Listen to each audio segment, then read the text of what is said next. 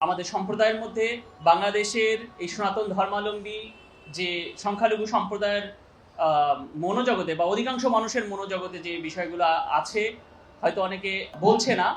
আমার মনে হয় সেই কথাগুলোই, সেই না বলা কথাগুলোই আমরা বলতে এসেছি।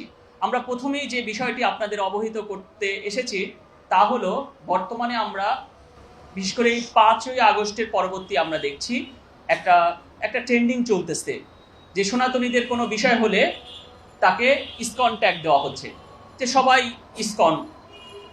এমনকি আপনি জানেন যে চট্টগ্রাম বিশ্ববিদ্যালয়ে আমার উপর একটা মব ক্রাইম হয়, সেখানেও কিন্তু আমাকে ইসকন ট্যাগ দেওয়া হয়।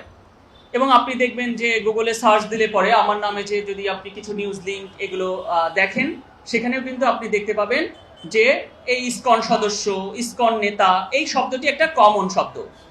তো আমরা সেই বিষয়গুলো আপনাদের প্রথমত যে সনাতনী, সকল সনাতনী ইসকন না, এই বিষয়টি আমি মনে করি যে আপনাদের একটু ক্লিয়ার হওয়া উচিত।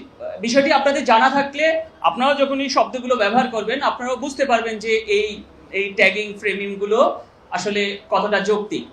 যেমন সকল সনাতনী ইসকন না, কিন্তু ইসকন সনাতনীদের একাংশ।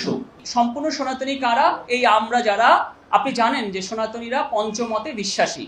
সনাতনীদের এই কারণে দেখবেন সনাতনীদের সকল পূজার পূর্বে পঞ্চদেবতার পূজা করা হয়। সনাতনীদের সকল পূজার, এবং আপনি শ্রাদ্ধে দেখবেন, বিয়েতে দেখবেন, যে কোনো কিছুতে, যে কোনো রিচুয়ালে তাদের পঞ্চদেবতার পূজা হয়। কেন পঞ্চদেবতার পূজা করা হয়? কারণ সনাতনীরা, সারা পৃথিবীব্যাপী সনাতনীরা পঞ্চমতে বিভক্ত: শাক্ত, শৈব, সৌর, গাণপত্য এবং বৈষ্ণব।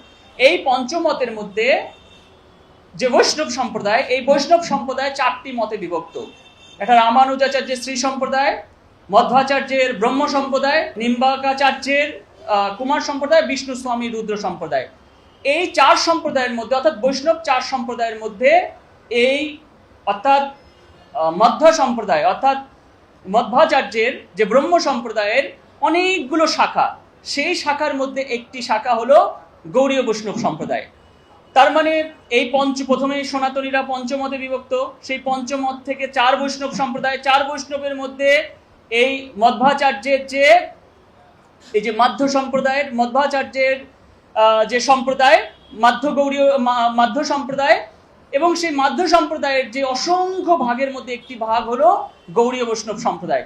এই গৌড়ীয় বৈষ্ণব সম্প্রদায়ের অসংখ্য, আমি বলবো শতে শতে ভাগ, অনেক ভাগ। আপনি যদি নবদ্বীপে যান দেখবেন সকল গৌড়ীয় সম্প্রদায়ের একটি করে হেড অফিস আছে। আপনি বুঝতে পারবেন নবদ্বীপ ঘুরলে পরে যে কতগুলো গৌড়ীয় সম্প্রদায় আছে, কারণ মোটামুটি প্রায়েরই হেড অফিস ওখানে আছে। তার মানে অনেক গৌড়ীয় সম্প্রদায়ের মধ্যে একটি সম্প্রদায় ইসকন। তার মানে ইসকন একটা খুব ছোট্ট একটা সম্প্রদায়।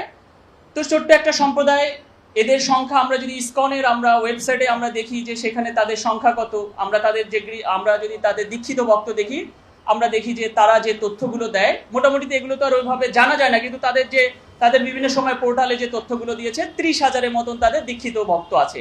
তো তাদের যদি 30,000 দীক্ষিত ভক্ত হয়, আপনি একটা পরিবারে একে 4 দিয়ে গুণ করে আপনি দেখুন যে কত সদস্য, মানে সব মিলিয়ে হয়তো 2 লাখ সদস্য ইসকনের দীক্ষিত, আশ্রিত অথবা পরিবার এভাবে থাকতে পারে।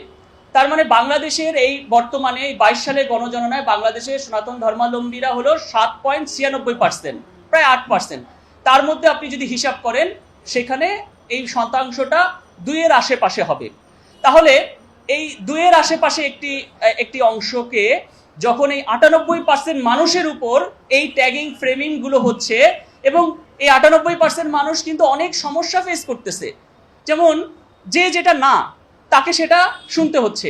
দেখা যায় আমি পারিবারিকভাবে শাক্ত সম্প্রদায়ের পঞ্চমতে বিশ্বাসী, আমার বাবা একটা আমাদের জেলার যে মন্দির, সেই মন্দিরে তিনি প্রায় 44 বছর সাধারণ সম্পাদক ছিল। আমরা পারিবারিকভাবে শাক্ত মতাবলম্বী, পঞ্চমতে বিশ্বাসী, সে আমাদেরও যখন ট্যাগিং ফ্রেমিং করা হচ্ছে, তার মানে এই বিষয়গুলো আমি মনে করি কি আপনাদের একটু ক্লিয়ার হওয়া উচিত।